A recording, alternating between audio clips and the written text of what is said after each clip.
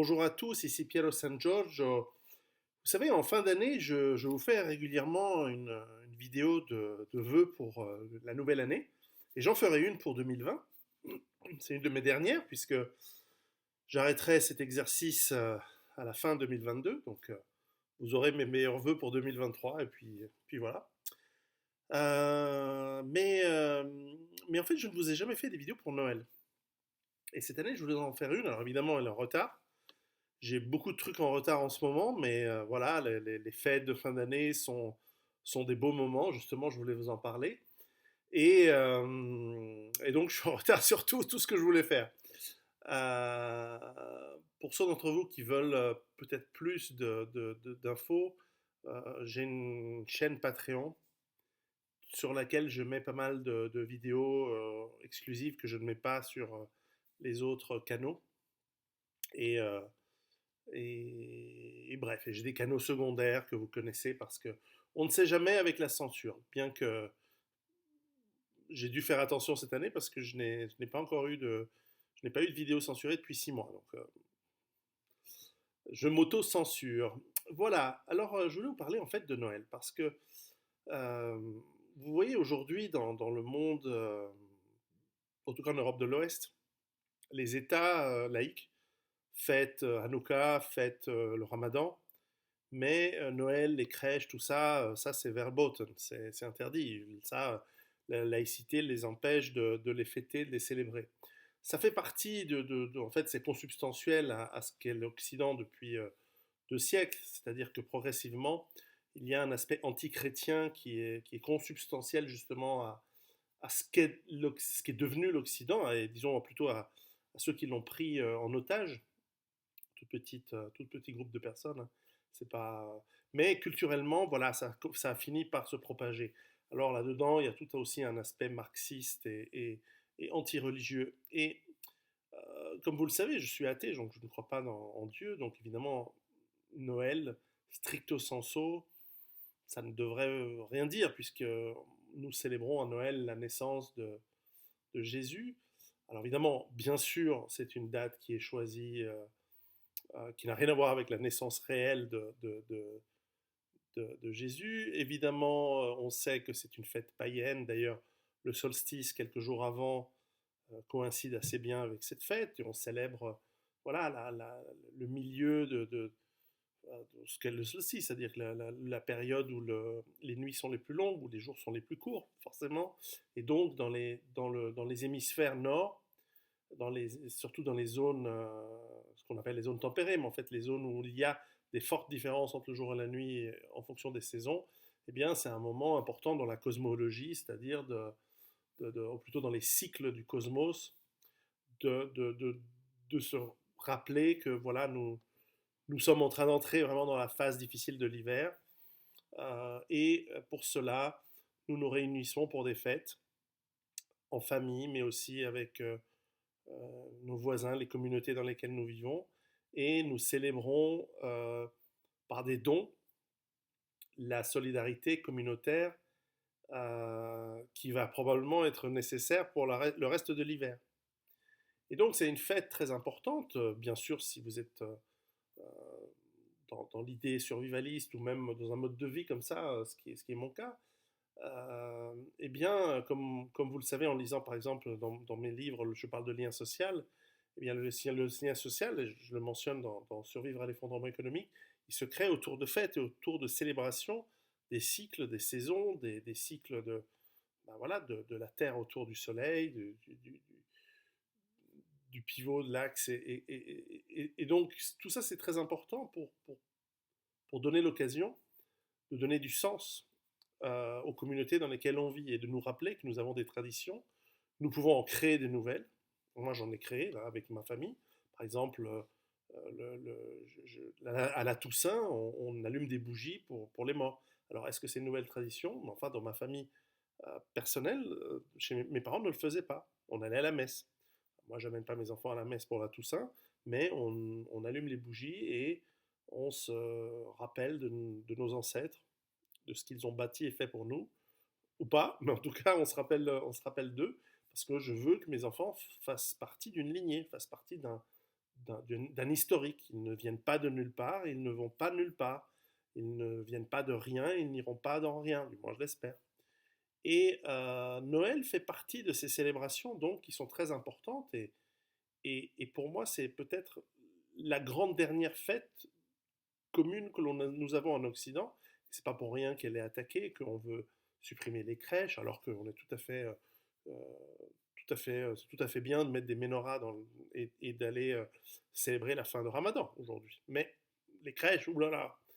Et ce sont évidemment les idiots utiles hein, du démantèlement de l'Occident qui font. Ce ne sont pas les musulmans par exemple, qui empêchent les crèches. J'ai été en Turquie, j'ai été dans les pays du Golfe, au Maghreb pendant les périodes de Noël. Il y a des sapins décorés, il y a des Pères Noël. Enfin, bien, ok, le Père Noël n'est pas un symbole, c'est plutôt un symbole juif. D'ailleurs, à l'origine, c'est un rabbin. Mais on pourrait dire c'est Saint-Nicolas. Bon, ok, bon, admettons. Mais enfin, on le trouve dans le monde musulman, par exemple. On le trouve en Asie, on le trouve dans des endroits où la religion catholique n'est pas du tout présente, même, où la chrétienté n'est pas présente. Donc, il y a clairement une volonté de faire chier et de casser des traditions. Et donc, nous devons renforcer, et même pour ceux qui n'y croient pas, participer à ces traditions. Parce que ces traditions nous lient ensemble, elles nous permettent de nous rencontrer, de nous voir autour d'un repas, de partager des boissons chaudes dans la rue. Il faut aller au marché de Noël, il faut aller. Hein, si vous avez des amis qui sont d'autres cieux et d'autres cultures, emmenez-les avec vous. Surtout si c'est des gens qui sont dans votre pays et qui essayent de faire un effort, je ne dirais pas de s'intégrer ou de s'assimiler, mais certainement de faire un effort de faire partie de votre culture. Et donc, amenez-les, pour ceux qui sont croyants, à la messe, mais surtout au repas et aux fêtes autour. Parce que nous avons besoin de créer ces liens, car le jour où les choses ne vont pas bien, plus ces liens sont forts, moins il y a de risques qu'ils ne se cassent et que l'on aille dans l'affrontement et dans la destruction. Et vous savez, une de mes résolutions pour l'année prochaine, c'est de... Vous savez, j'ai cet esprit un peu taquin et parfois j'ai de l'humour qui est mal compris, mais ça, limite, c'est pas ce qui m'importe, mais parfois j'aime bien faire du rentre-dedans pour forcer les gens à réfléchir. Et ça fait de l'attrition, c'est-à-dire qu'il y a beaucoup de gens qui ne comprennent pas, et donc qui s'énervent et qui lâchent et qui se désabonnent. Ok, ça, c'est pas je m'en fiche, c'est pas mon but d'avoir 50 000 abonnés ou 100 000, ça n'a jamais été mon but, sinon j'aurais fait des choses complètement différemment. Mais simplement, j'essaie de provoquer, car c'est en provoquant, en faisant sortir les gens de leur zone de confort, notamment émotionnelle, c'est comme ça qu'on arrive à les pousser à se remettre en question et à réfléchir pour peut-être revenir sur leur position initiale. Ça me va très bien, je le fais régulièrement moi-même.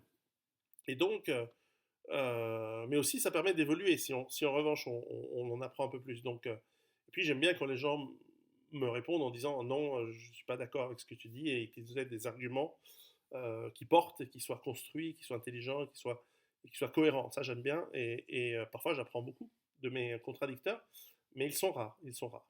Et donc, les contradicteurs qui savent contredire, qui savent apporter une contradiction intelligente, cohérente euh, et logique et pas ridicule. Et qui est souvent réfléchi, parce que souvent les gens, ils amènent la contradiction instinctivement sans réfléchir, et en fait, ils ne se rendent pas compte qu'ils écrivent parfois des bêtises ou des arguments mal construits. Ok. Et donc Noël, pour en revenir à cette fête, et souvent je le vois sur Internet, euh, un petit sujet d'affrontement entre, par exemple, non-croyants, païens et chrétiens. C'est inutile. Nous sommes des minorités aujourd'hui euh, harcelées, oppressées et bientôt pourchassées. Donc, c'est pas le moment de se faire des bisbilles.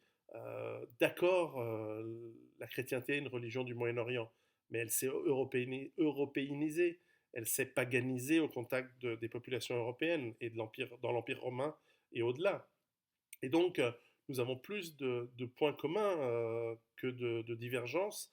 Et il faut mettre un peu d'eau dans son vin pour créer ces liens et pour tenir. Alors, on n'est pas obligé d'aller à la messe de minuit, on n'est pas obligé de... Mais je trouve que dans les repas, dans les dîners, euh, et je vous parlerai de la symbolique en plus, Et dans le don, dans les cadeaux, il y a, il y a quelque chose de très puissant. Il y a des actes puissants parce que le don, le cadeau, permet de créer des liens. Il ne faut pas faire des dons disproportionnés. Il faut que les dons soient raisonnables par rapport à la personne qui les reçoit pour qu'il puisse y avoir une contrepartie. Ça, c'est très important. Beaucoup d'anthropologues ont travaillé là-dessus. Vous pouvez lire des livres, vous pouvez lire Lorenz, vous pouvez lire René Girard et d'autres. Dans ces dons, nous créons euh, beaucoup d'émotions chez ceux qui les donnent et ceux qui les reçoivent, qui créent les liens. Les liens sont émotionnels. Je travaille, un des chapitres de mon prochain livre sera sur les émotions, et puis il y aura d'autres chapitres sur comment on les gère, etc. Parce que la peur est une émotion puissante. Et donc je dois expliquer ce que sont neurologiquement, mais aussi physiologiquement et mentalement les émotions et leurs conséquences. Et donc le don permet de créer ces liens très forts, émotionnels.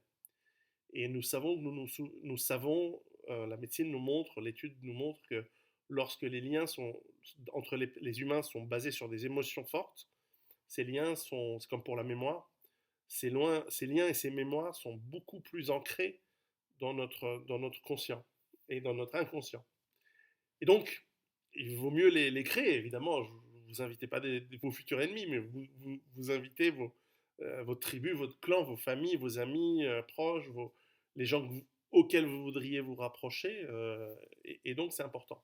Ensuite, sur la symbolique de Noël, euh, donc si les païens qui fêtent Yule et qui fêtent le solstice commémorent l'aspect cosmique des choses, et je le fais, et c'est très bien, je le fais parce que l'aspect cosmique doit être. On doit se réapproprier cette observation et cette. Je dirais pas vénération, mais cette euh, émerveillement par rapport au cycle qui nous permettent d'être vivants. Les saisons qui passent, l'hiver qui arrive et qui va repartir. Et l'hiver qui sera difficile, hein, lorsqu'on nous aurons moins de pétrole, l'hiver ne sera plus une partie de plaisir. On n'a pas juste à chauffer comme ça, il va falloir couper du bois. Donc tout ça, ça doit se préparer. Donc ça, on célèbre la, le début de l'hiver, en fait, qui commence vraiment. Et donc on espère être prêt pour l'hiver qui ne va pas arriver, mais qui est là.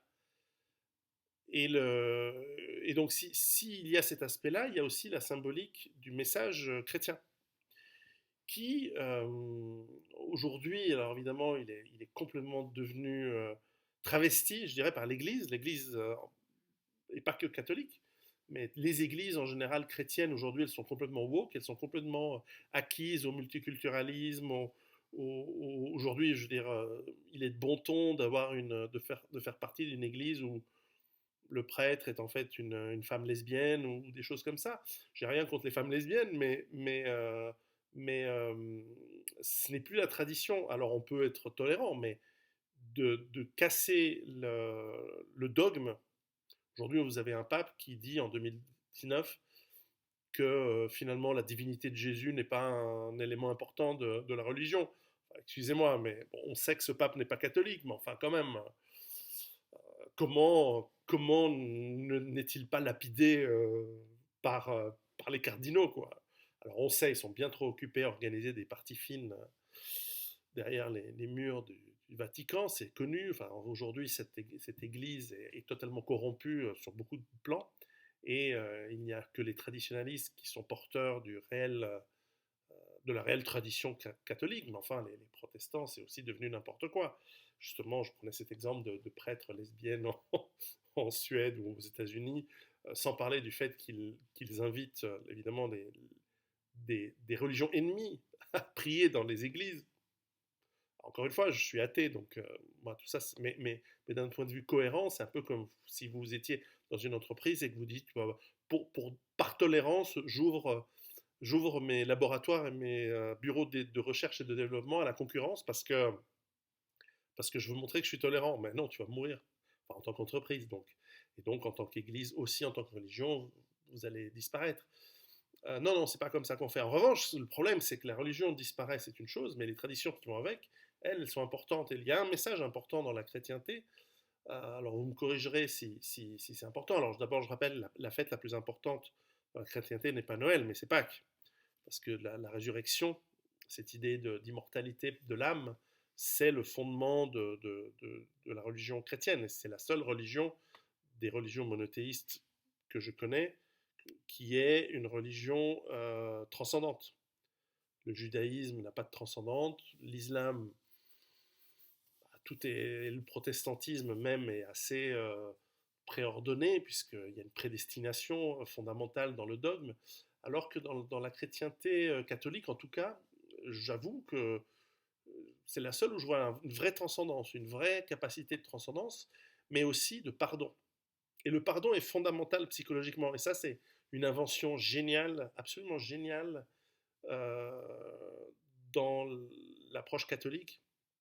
Peut-être que les protestants aussi le pratiquent, mais dans l'approche catholique, c'est absolument génial parce que lorsque quelqu'un commet quelque chose qui est considéré un péché pour le croyant, mais qui est en fait fondamentalement quelque chose de pas très fonctionnel dans une société, euh, le vol, toute action qui est considérée mauvaise et qui en réalité l'est souvent, parfois il y a des petites dissonances, mais euh, bon, eh bien, on va se confesser et si les conditions sont requises, si la confession semble sincère, eh bien le prêtre, le curé, l'abbé peut vous pardonner. Et il intercède en votre faveur finalement au pardon divin. Et ça, on le retrouve très peu dans d'autres religions. J'ai beau réfléchir, je regarde chez les païens s'il y a ce concept-là, pas sûr. Euh, Même chez les philosophies orientales, asiatiques si on veut, il n'y a pas cette notion de pardon, peut-être parce qu'il n'y a pas cette notion du péché. Et puis dans d'autres, le pardon, bah, il se fera au jugement dernier, euh, ou bah, de toute façon, le, le concept d'action mauvaise ou de péché, dans certaines religions, est aussi à géométrie variable, donc ça dépend. Et donc, c'est pas universel, et quand c'est pas universel, tout est relativisé, et donc, le pardon, bah, si tu as fait un crime contre quelqu'un de ton groupe, ça va, enfin, ça va pas, mais si tu fais un crime par rapport à quelqu'un d'autre, bon, je parle d'un vrai crime, hein, je parle pas d'une guerre où évidemment tu défends ta tribu et pas celle des autres. Euh, long sujet là-dessus, mais enfin, l'idée de pardon, elle nous apporte des bienfaits psychologiques très importants. Elle nous apporte une capacité à redémarrer et à se nettoyer et à repartir. D'ailleurs, on le voit aussi dans les entreprises. Les pays qui finalement pardonnent l'échec, le monde anglo-saxon pardonne l'échec dans les affaires. Le monde latin, beaucoup moins. Et devinez laquelle des cultures est plus efficace et plus productive et est capable d'avoir des économies plus prospères et plus dynamiques. Ben, c'est celle qui pardonne. Et donc l'âme aussi, l'être humain aussi a besoin de ce pardon, car ça lui permet de vraiment redémarrer et de finalement laver un passé qu'il regrette pour repartir sur des bonnes bases. Et ça, c'est fondamental dans la vie. C'est fondamental. Et pour ça, l'aspect d'ailleurs paternaliste, paternel et du père et du prêtre, même si le prêtre n'est pas un... Mais on l'appelle mon père, mais il n'est pas un père biologique, évidemment, au sens biologique et sexuel, et c'est un père symbolique très fort. Il y avait dans le temps, il y avait Dieu, il y avait les prêtres, il y avait à côté, en parallèle, le roi et même les seigneurs, les aristocrates. Mais évidemment, comme ils ont commencé à faire n'importe quoi, en plus, ils se sont fait bouffer par ce complot anti-chrétien, anti-royal. Eh bien, c'était malgré tout une belle invention. Et donc, cette philosophie du pardon, elle est plus à célébrer à Noël la naissance de Jésus qui va ensuite à Pâques prendre sur lui les péchés de l'humanité, donc se sacrifier une fois pour toutes, nettoyer symboliquement, hein, j'y crois pas, mais symboliquement nettoyer le péché originel et mourir pour l'humanité et montrer qu'il y a l'espoir de la résurrection et donc montrer qu'il y a un espoir au-delà de la mort, etc. Tout ça, c'est symboliquement extrêmement puissant. Je vous conseille le livre de Jordan Peterson, Maps of Meanings, qui est bien meilleur que celui sur les plus connu des 21 règles de vie, plus récent, mais il y a voilà, des schémas et des archétypes fondamentaux dans la chrétienté que l'on retrouve dans ce concept de pardon. Et pour moi, c'est le grand message de la chrétienté, c'est qu'on peut être pardonné. Qu'on croit ou qu'on ne croit pas, ça a un effet psychologique extrêmement bénéfique chez l'être humain. Et aujourd'hui, c'est pas cela qu'on nous passe. D'ailleurs, on sent bien que le message de l'Église aujourd'hui, c'est un message de tolérance, d'intégration, tout ça, c'est très mineur en réalité. Tendre l'autre joue, tout ça, en plus, c'est très mal interprété. Très, très modestement, c'est pas ça qu'on m'a appris quand j'étais gamin au cours à l'école catholique. Alors certes, c'est il y a longtemps, mais aimer votre ennemi, tendre l'autre joue, euh, c'est jusqu'à un certain point, mais pas au-delà. Et au-delà, tu agis et tu réagis, parce que sinon, tu ne peux pas laisser faire le mal. Et ça aussi, c'est un truc qu'on oublie, c'est que la religion, est bien comprise, est là pour combattre le mal. Parce que, et ça je vous le dis d'un non-croyant, aussi athée que je sois, je constate le mal, lui, il existe. Il existe vraiment. Le mal, il existe autour de nous. C'est la corruption, c'est la, les crimes, les vrais crimes, les crimes indéniables, le viol qui est le pire de tous, le meurtre, le vol. C'est triptyque de crimes qui devraient être punis par l'élimination de celui qui le commet pour toujours. Eh bien, ils sont partout autour de nous, avec la violence, la torture, avec ces effets aggravants que sont la malice, la corruption. Nous sommes entourés de cela parce que nous sommes devenus faibles et donc nous avons laissé le mal se propager dans nos sociétés. Alors aujourd'hui, nous avons encore le confort, mais le mal est déjà omniprésent et partout. Et notre égoïsme ne fait qu'accentuer la possibilité de ce mal de se répandre encore plus et de devenir incroyablement violent le jour où, on l'espère jamais, mais le jour où le confort disparaît et la normalité disparaît. Donc, le message chrétien, il est important. Et donc, pour moi, et certainement pour ma famille, et je vous encourage, 3 jours en retard évidemment, parce que voilà, j'étais trop occupé, c'est de vraiment faire un effort pour cette fête, ou pour d'autres fêtes, si vous êtes sous d'autres cieux et que vous fêtez autre chose. Mais, euh, mais Noël est une vraie fête fondamentale dans l'Occident, même si elle n'a que 1500 ans finalement, ce qui est beaucoup déjà, hein. Mais voilà, et donc je vous encourage à la fêter. Alors évidemment, je suis agacé, comme j'imagine vous tous, par cette orgie de consumérisme et de matérialisme qui s'est bâtie autour de Noël.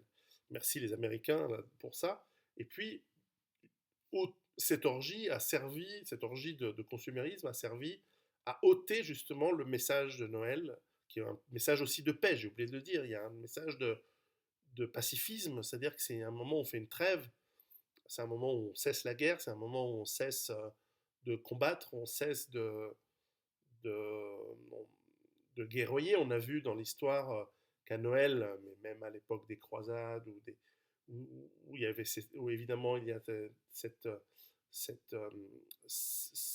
histoire véridique de Noël 1914 dans ce qui allait devenir les tranchées où les combattants français, anglais et en face d'eux allemands se sont retrouvés dans le no man's land pour célébrer Noël. Et ensuite, évidemment, ils ont été réprimandés et on a fait en sorte que ça n'arrive plus. Mais enfin, euh, c'est un moment de paix. Et la paix, je vous le rappelle, c'est quelque chose qu'on peut faire avec ses ennemis. C'est pour ça que, d'ailleurs, parfois je taquine avec d'autres religions, mais c'est parce que je pense qu'une paix est possible. En tout cas, la paix est possible littéralement et par définition qu'avec ses ennemis. Les traîtres, non, c'est pas possible. Parce qu'ils trahissent. Et c'est pire que le combat avec son ennemi. Parce que je rappelle, hein, dans la hiérarchie, le traître est beaucoup plus bas que l'ennemi. Parce que l'ennemi, finalement, c'est un guerrier avec qui on peut s'entendre. Et donc, cette occasion, cette trêve de Noël, peut nous permettre de dialoguer et de peut-être nous amener à une paix réelle. Alors que le traître, lui, on ne peut pas. D'ailleurs, tous les traîtres finissent très mal en général dans les histoires et les guerres, puisque les conquérants qui utilisent des traîtres pour conquérir une nation ou une idéologie, une fois qu'ils ont atteint leur but, la première chose qu'ils font, c'est qu'ils éliminent les traîtres.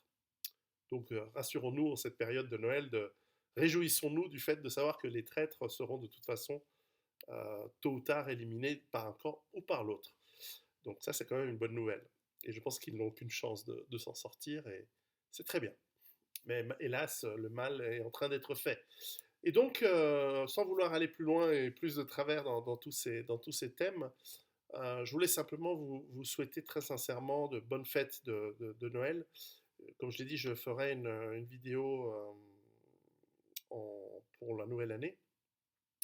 Et comme à chaque fois, j'ai été trop long. Et je voulais faire quelque chose de très court, mais finalement, voilà, toujours trop long. Peut-être quelques nouvelles d'intendance. Oui, 2020 sera le démarrage de quelque chose de nouveau que j'ai envie de faire. Ce sont des séminaires. Parce que lorsque je fais des conférences, et vous avez remarqué que j'en fais beaucoup moins depuis quelques années, et la raison, c'est parce que il y a des raisons de sécurité, mais il y a aussi des raisons de, de frustration de ma part de toujours aller et toujours. J'adore rencontrer mon public, j'adore. Il y a des dialogues intéressants, mais souvent le format de la conférence est trop court. Et souvent, au-delà du fait que je me répète un peu, que vous connaissez le message, et que ça me prend du temps pour continuer à travailler d'ailleurs sur beaucoup de choses que je fais moi, pour moi, mais aussi pour mes prochains livres que je fais pour vous, eh bien, je n'ai pas le temps de dialoguer suffisamment longtemps. Or, lorsque je rencontre certains de mes lecteurs qui avancent dans dans leur projet d'autonomie, d'indépendance, de liberté et d'autosuffisance, eh bien, c'est très enrichissant. Et donc, je me dis, peut-être faire des séminaires sur des thèmes que je ne ferai pas seul, et je présenterai ça début 2020, dès que je confirme que j'ai un endroit pour les faire, dès que je confirme le format, le nombre de personnes pour chaque séminaire, le prix, tout ça, c'est en train d'être préparé. Eh bien, je vous en parlerai dans le détail. Mais je pense que ça va être des moments d'échange importants. J'en avais fait en Belgique. C'était pas moi qui organisais, c'était une société belge, nos amis vers Liège, qui avait organisé des stages de 3 jours. Ce sera plus court, hein, mes stages seront plus courts, peut-être une journée ou deux, mais pas 3 jours. Eh bien, c'était super intéressant. Et c'était super intéressant, il y a eu des bons échanges et on a appris des choses et c'était bien. Donc j'ai assez envie de faire ça et ça va toucher plein de thèmes. Et d'ailleurs, il y aura des intervenants, des spécialistes, parce que je ne suis pas un spécialiste. D'ailleurs, je suis un spécialiste de rien. Je suis un vulgarisateur de beaucoup de choses. Et j'arrive à condenser énormément de choses, je crois, dans des livres ou des conférences qui donnent du sens et qui incitent les gens à agir. Mais je ne suis pas un spécialiste, je suis un spécialiste dans aucun des domaines dans lesquels je parle. Simplement, je crois que je suis bon à faire des stratégies et je suis bon à résumer, condenser et vulgariser. Maintenant, c'est pourquoi on va amener des spécialistes dans différents thèmes, euh, voilà, qui vont donner des infos là-dessus. Bref, je vous en parlerai plus tard. Donc, 2020, ça va être une année avec un peu de changement, avec pas mal de choses intéressantes. Et je vous retrouve pour la vidéo des vœux. Et mes abonnés Patreon auront une vidéo exprès pour eux que je vais faire maintenant. À très bientôt et puis préparez-vous. Ciao.